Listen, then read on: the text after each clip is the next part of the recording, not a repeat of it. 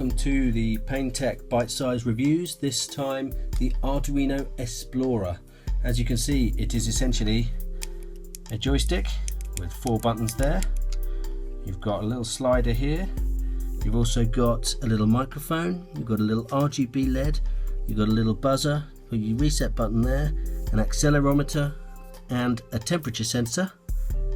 On board you've got a light sensor on board here.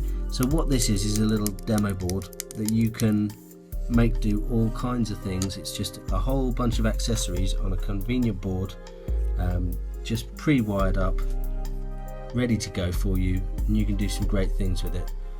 For example, you'll notice here we've got some Tinker Kit ins, 2 of, Tinker Kit outs, 2 of there. You've got this little extension sockets.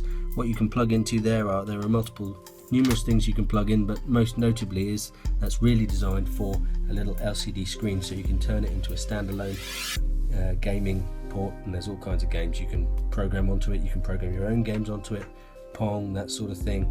But it's great for just playing around and making this linear potentiometer make the brightness of the RGB LED, and then the closer you put the more you twist it, changes the colour. The closer you put your hand to the light sensor, makes it more red. All of these kinds of things. You can really play around with all the things that it's got built into it without having to do any actual electronics. So it's a great introduction to the software side of things of Arduino without having to buy yourself a soldering iron or any of that sort of thing. It's a really good intro.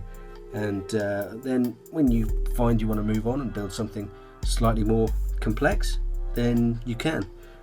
Little bit of information about the onboard chip, because essentially this is just an Arduino board. You could plug anything into these little sockets that you liked. So you'll find it's very much like a Leonardo. It runs on an Atmega 32U4 at 16 megahertz. It runs at 5 volts. The only power supply options really are via the USB. So it's not really designed to be run any other way. You might be able to get access to some of these pins. They're not labelled. I'm not sure. It's possible you could plug in some power into these pins. I'd need to check. So memory wise, you've got 32 kilobytes of flash memory, you have 2.5 kilobytes of program memory and a 1 kilobyte emulated EEPROM.